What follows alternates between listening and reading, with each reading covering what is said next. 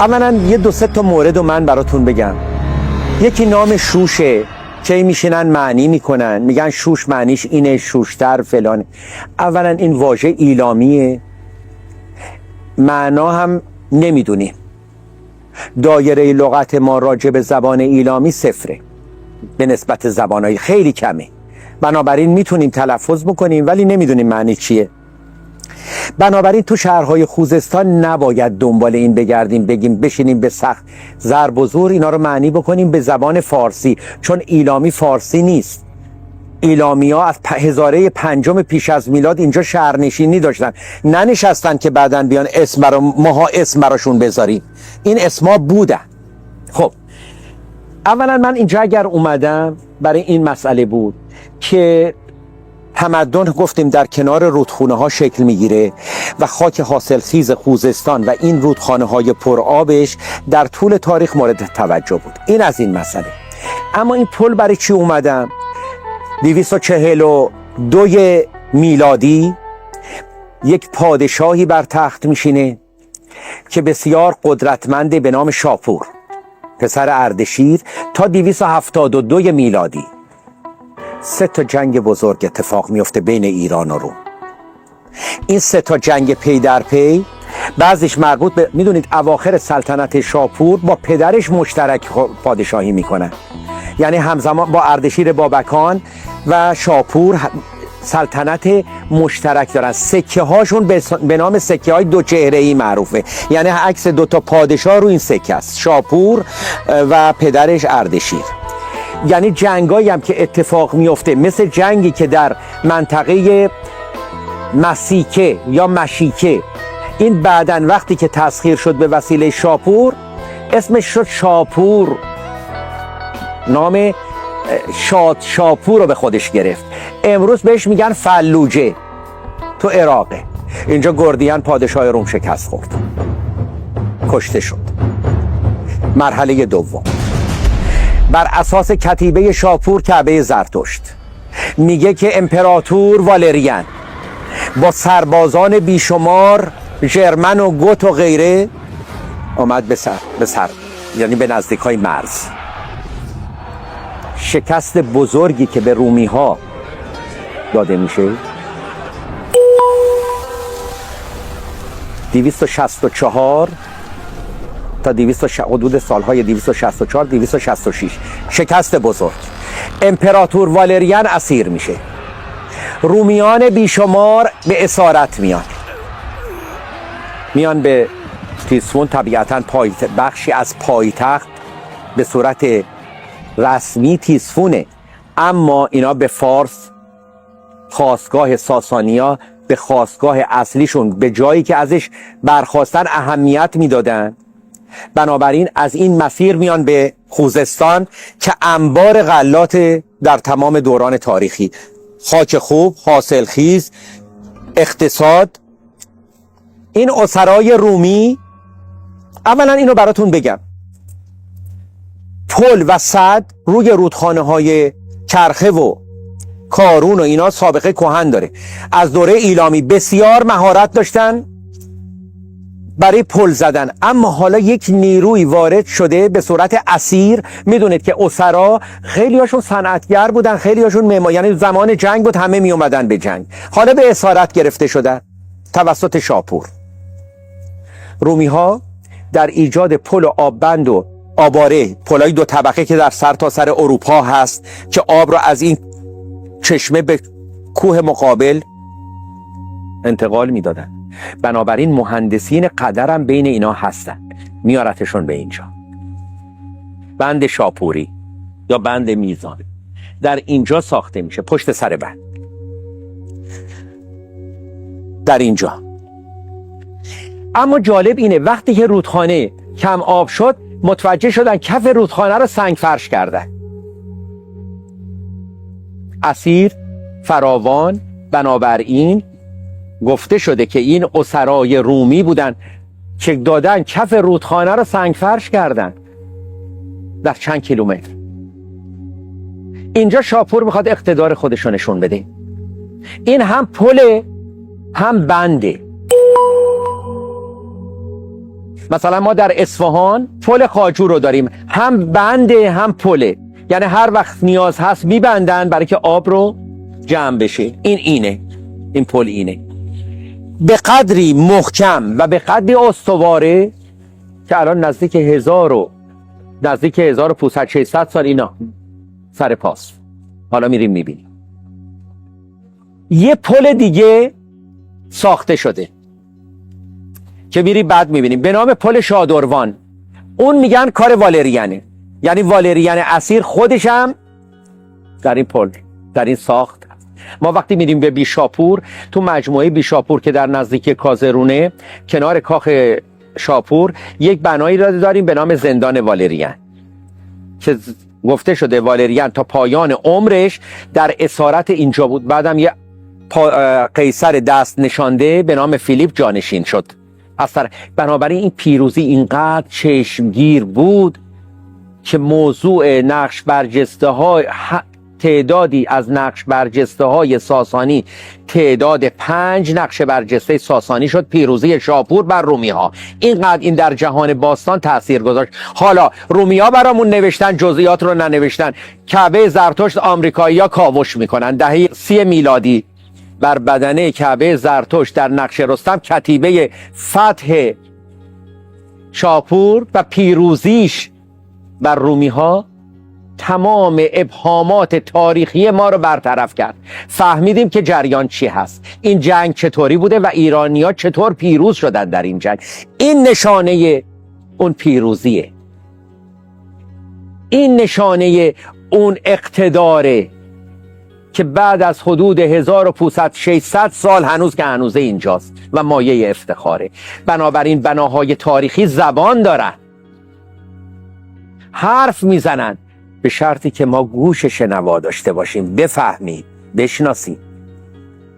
بنابراین من مخصوصا از اینجا شروع کردم. شوشتر بناهای زیادی داره. یک امامزاده داره به نام پیر بلدی، درسته؟ این پیر بلدی، اینو اینجا میگم برای که نمیتونیم بریم. شوشتر دیوارهای قطور داشت، دیوارهای بلند داشت، در هجوم تازیان محاصره شد، به هیچ وجه نمیتونستن وارد شهر بشن.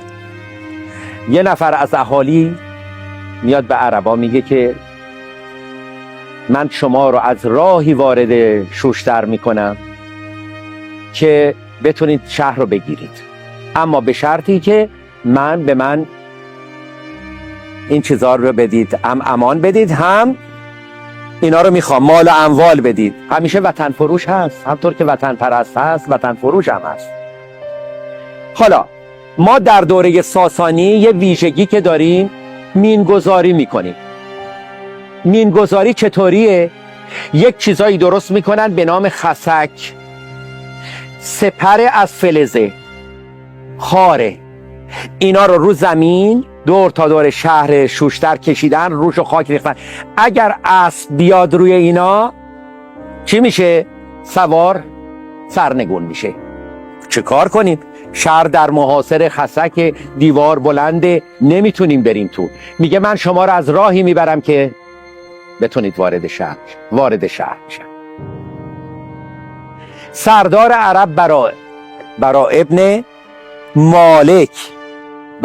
مالک به محضی که میاد سردار ایرانی، هرمزان کمان رو میکشه، تیر رو میخوابونه تو سینش. حالا اینا کجا هستن؟ برا امامزاده است، میرن زیارت. پیر بلدی کیه؟ همونی که اینه. این نتیجه نخواندن تاریخ. هرمزان رو سوار اسب کردن، بردنش به مدینه با تاج و لباس و گوهر، با خفت و خواری تاج و از سرش برگرفتن. در هلهله مردم مدینه وارد شد. بعد مسلمان شد. مورد احترام علی علیه السلام بود. وقتی که خلیفه دومو ضربت زدن تو مسجد، عمر رو در واقع فیروز یا پیروز ضربه زد و خورد. پسر عمر محمد بلافاصله رفت در این خونه، این در رو باز کرد، کشتش، در حالی که تقصیر نداشت. گفت تحریک تو بوده.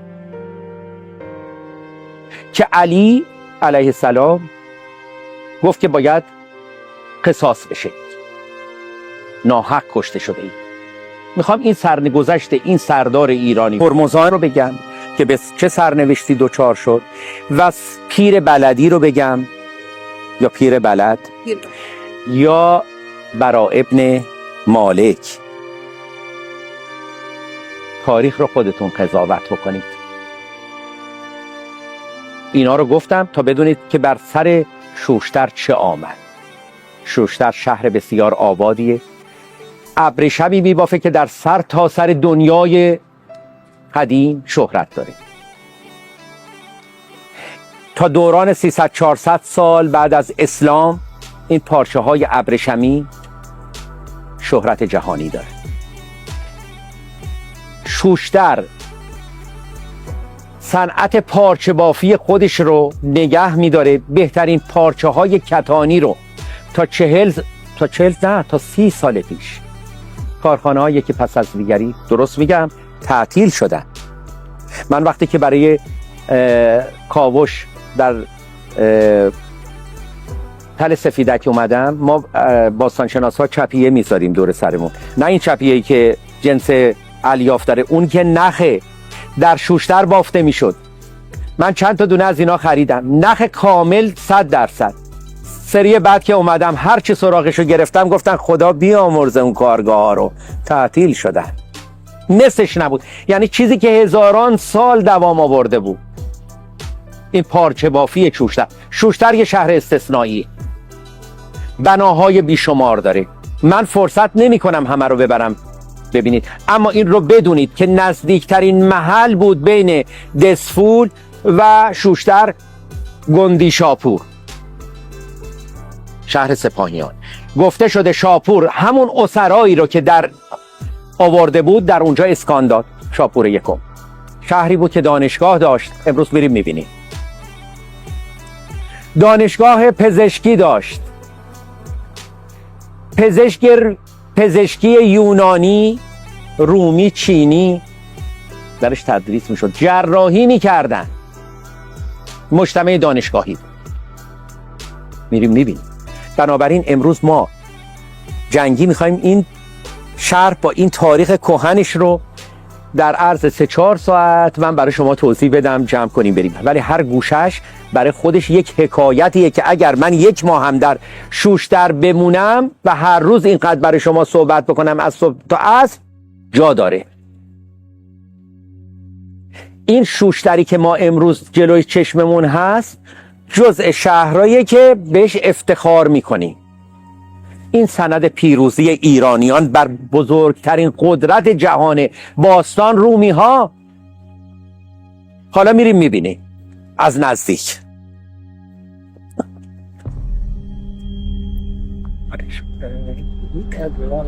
داریون میگن که داریوشه، منظور داریوشه و این مربوط به زمان هخامنشیه. برای که وقتی که ما میبینیم که پایتخت اداری شوشه، طبیعتاً شوشتر با این فاصله نزدیکی که به شوش داره بسیار با اهمیت بوده. اما ما کاوش باستان شناسی زیادی در شوشتر نکردیم. یعنی همه جا بکره. امروز هم که تو جاده می اومدیم همه رو هی داشتم نشون میدادم، تپه های بیشمار تاریخی که تو این مسیر هست. یعنی جای، من فکر میکنم نزدیکترین جای ما 2-3 جا هست که بین اینجا و دسفول، مثل ابوفندوه که در واقع کاوش شده، یا مثلا مناطقی مثل حالا نزدیک زیگورات. اینا حد فاصله در واقع این مناطق هستن که ما میرسیم به یعنی اینا انسجام داشتن. امروز ما اینا رو، این انسجام رو نمیبینیم، اما همه جا یادگاری از دوران مختلف رو داره. این رو ما میتونستیم از بالا بریم ببینیم، در واقع سد این داریون رو، بند داریون رو، اما متاسفانه وقتمون کمه که بریم از بالا. فقط من میتونم اینجا اشاره بکنم که در واقع این همین جایی که من دستم رو میگیرم اینجاست و اسم دارا رو هنوز رو خودش داره.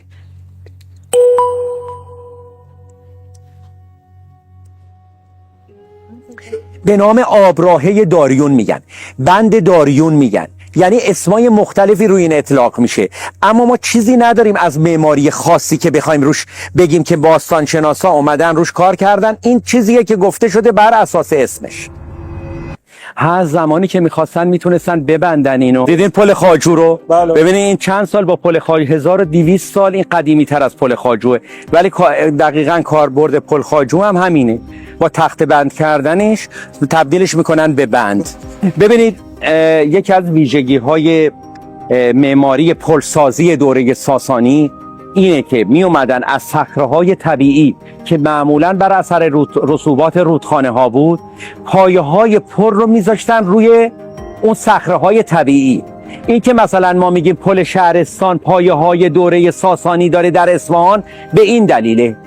یعنی از اینجا اگر بیاید نگاه بکنید، از کف رودخانه گومگذاری نکردن که گوما رو بذارن و توش بتون بریزن. این بر اساس خود کف رودخانه، رطوبات کانگلومرای کف رودخانه این تراش خورده و بعد روی اون مساله استفاده کردن. این ویژگی معماری دوره ساسانیه که از فیزیک محل به خوبی استفاده میکردن برای اینکه کارشون رو راحت‌تر و پایه‌های محکم‌تری ایجاد بکنن. ما در اصفهان چند تا پل این مدلی داریم که درست روی صخره کار شده، یعنی از در واقع اون رسوبات رودخانه‌ای که فشرده شدن استفاده کردن. یکی از اینا پل جویی اصفهانه، تو که تو شهره جویی یا چوبی یا اینکه بر توضیحشو دادم روی پیجم. پل شهرستان هم هست، یعنی شما وقتی که میرید اون چیزو میبینید کف رودخانه. و پل مارنا. بنابراین اینا ما فکر میکنیم مربوط به دوران پیش از اسلام ساسانی هستن که به مرور، چون پل بر اثر طغیانای زاینده رود یا رودخانه ها نابود میشد، چندین بار اینا بازسازی میشدن. این بازسازی هاست که رنگ و چهره های اینا رو برای ما عوض کرده و اینا رو از شکل اصلیش خارج کرده، اما این فیزیک همون دوره ساسانی رو تا حالا داره. اینجا رو ببینین، این طبیعیه. جای این تیشه ها رو نگاه کنید. من وقتی که میرم میگم پل شهرستان مربوط به دوره ساسانیه، برای که با این مقایسه میکنم. همین تیشه هایی که این فرمی کج، ما این تیشه ها رو میشناسیم، تو پایه های این دیده میشه. تمام اینا پایه هاش اونه. یک ردیف کم، اونایی که قسمت هایی که نیست از سنگ و گچ استفاده کردن. این اصله. ببینید وقتی که میخواستن پل بسازن آب رو منحرف میکردن، آب رو به وسیله موانعی منحرف میکردن. نه یه دفعه یه فضای این قدری رو، مثلا شما پل خواجو یا 33 پل چطوری ساختن؟ تو آب ساختن؟ نه، هی میومدن آب رو تو کمترین وقت سال که آب در پایین ترین سطحش شروع میکردن به پل سازی، منحرف میکردن، یه دهانه رو میزدن، آب رو منحرف میکردن، دوباره برمیگردوندن اون قسمت بعدی. این روشی بود که برای اینا به کار میرفت. اما در اینجا ما بر اساس این نوع صخره، ببینید اینجا هم هست، نگاه کنید، این جای تخت بند کردنه که پرسیدید. ببینید صفحه هایی که میذاشتن اینجا برای بستن این آب که ما تو پل خواجو هم داریم، این جاشه. من بعضی موقع میگم رومی ها این کار کردن، خب این به نام رومی ها هم هست، اما مسئله اینه که اینجا در خوزستان ایلامیا هزاران سال پیشتر از اون سدایی درست کردن و پلایی دارن که نمونه هاشو داریم که نشون میده این در طول تاریخ همینطور تکرار شده. یعنی این مهارت رومی اضافه شده بر مهارت ایرانی. چرا؟ برای که ما آواره نداریم. آواره چشمه ها رو پیدا میکردن رومیا، پل میزدن، از بین این دره به اون دره آب رو رد میکردن، وارد شهر میکردن. ما در ایران آواره نداریم. سبک ما متفاوت با رومی، بنابراین تجربه ایرانی به اضافه تجربه رومی. ببینید چندین بار، یعنی اینجا بیایید ببینید تخته بند کردن یه لایه نبود، برای که اگر که دوباره این تخته اول بتونه بعدی محافظت بکنه، اینا جای اونه فشار زیاد بشه که اگر یکی شکست دومی بتونه مقاومت بکنه. چه در ایران هخامنشی چه دوران پس از اون، یعنی دوران ساسانی، ما هیچ وقت نظام بردهداری خشن رو در پیش از اسلام نداشتیم در ایران. رومی ها به اسارت می اومدن. وقتی که به اسارت می اومدن بهشون می گفتن شما این در واقع پل رو که میگن که اسرای رومی که به اسارت شاپور یکم در اومدن این پل رو ساختن، میگفتن در عوض آزادیتون این کار رو انجام میدید و بعد میتونید آزاد زندگی کنید، حتی ازدواج بکنید. این پروسه نبود که شما در تخت جمشید میبینید. افتخار ما برای تخت جمشید اینه که الواح تخت جمشید میگه تمام کسانی که در تخت جمشید کار کردن مزد گرفتن. تمام اینا به صورت مهرای کوچیک وجود داره، گلمهرهایی هست که روی اینا نوشته، تبلت البته نوشته شده که این درودگر مصری اینقدر کار کرده، اینقدر مزدشه، بیمه بارداری دارن. در حالی که ما در تمام جهان باستان، در تمدن‌های کهنی مثل آشور و بابل، افتخارشون اینه که گرفتیم، به اسارت گرفتیم، آنچنان شکنجه کردن که بعضیا مردن، به خرید و فروش می شدن. اما ما افتخارمون اینه که هیچ وقت بردهداری به اون شکل در ایران نبود.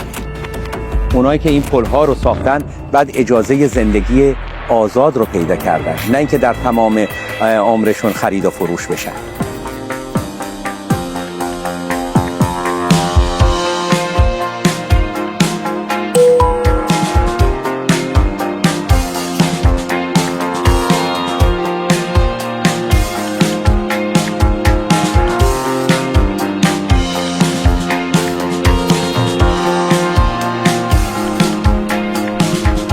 هر شهری از ایران یک اثر ارزشمند چشمگیر داره که در شوشتر یکی از، البته